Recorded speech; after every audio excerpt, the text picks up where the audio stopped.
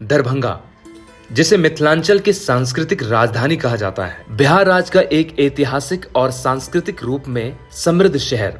इसका नाम दो शब्दों द्वार और भंगा से मिलकर बना है, जिसका अर्थ है टूटे हुए द्वार। यह शहर भारतीय इतिहास, कला और संस्कृति में एक महत्वपूर्ण स्थान रखता है। दरभंगा का इतिहास प्राचीन काल से जुड़ा हुआ है। यह क्षेत्र मिथिला सभ्यता का केंद्र रहा, जिसे ज्ञान, संस्कृति और वैदिक परंपराओं का पालना कहा जाता है।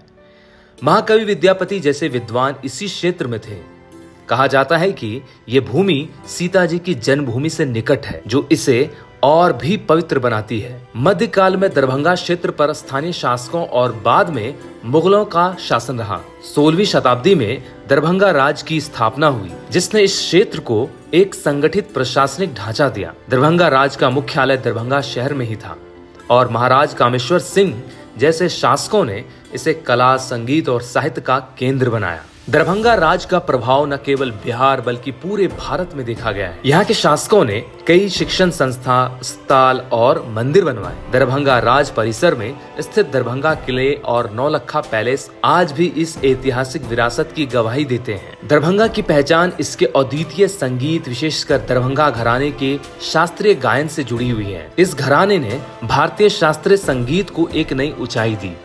यहाँ की लोक कला जैसे मधुबनी पेंटिंग पूरे विश्व भर में प्रसिद्ध है। आधुनिक युग में दरभंगा ने स्वतंत्रता संग्राम में भी अपनी महत्वपूर्ण भूमिका निभाई। यहाँ के नागरिकों ने स्वतंत्रता आंदोलन में बढ़ चढ़कर हिस्सा लिया था। आजादी के बाद दरभंगा ने शिक्षा और कृषि के क्षेत्र में तेजी से प्रगति किया। आज दरभंगा बिहार का प्रमुख शहर है। इसे मिथिला विश्वविद्यालय, दरभंगा मेडिकल कॉलेज और मखाना उत्पादन के लिए जाना जाता है। इसके अलावा यहाँ का काली मंदिर, श्यामा मंदिर और अहिल्या स्थान धार्मिक और पर्यटन के प्रमुख केंद्र हैं। वहीं वर्तमान स्थिति में दरभंगा बिहार का एक प्रमुख शहरी और सांस्कृतिक केंद्र है। इसे मिथिलांचल की राजधानी आज भी कहा जाता है। ये शहर अपनी ऐतिहासिक धरोहर और आधुनिक प्रगति का अद्वितीय मिश्रण प्रस्तुत करता है। दरभंगा शिक्षा के क्षेत्र में अग्रणी है। यहाँ ललित नारायण मिथिला विश्वविद्यालय और दरभंगा मेडिकल कॉलेज जैसे प्रतिष्ठित शिक्षण संस्थान हैं। यह क्षेत्र बिहार और पूर्वी भारत के छात्रों के लिए उच्च शिक्षा का प्रमुख केंद्र बन चुका है। दरभंगा अपनी उपजाऊ भूमि और कृषि के लिए प्रसिद्ध है। विशेष रूप से यहाँ का मखाना उत्पादन इसे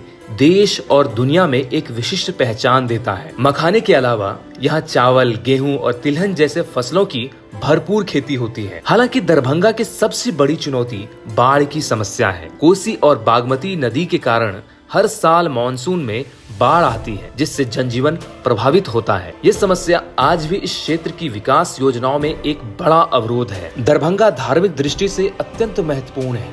यहाँ का श्यामा मंदिर, काली मंदिर और अहिल्या स्थान श्रद्धालुओं को आकर्षित करते हैं। इसके अलावा मिथिला की पारंपरिक लोक कलाएं जैसे मधुबनी पेंटिंग और लोक संगीत दरभंगा की पहचान को और भी मजबूत करते हैं। दरभंगा हाल के वर्षों में बेहतर कनेक्टिविटी के लिए चर्चे में है। यहाँ एक आधुनिक हवाई अड्डा बनाया गया है, जो उत्तर और पूर्वी भारत को अन्य बड़े शहरों से जोड़ता है।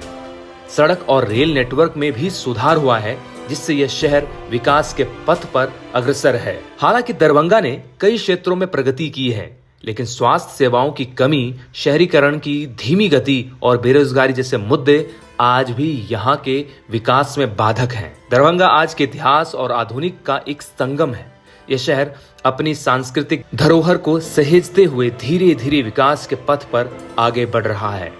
यदि बाढ़ के नियंत्रण और बुनियादी ढांचे में सुधार के प्रयास किए जाए तो दरभंगा बिहार और पूरे भारत का एक प्रमुख आर्थिक और सांस्कृतिक केंद्र बन सकता है। दरभंगा मिथिला की आत्मा, बिहार की धड़कन।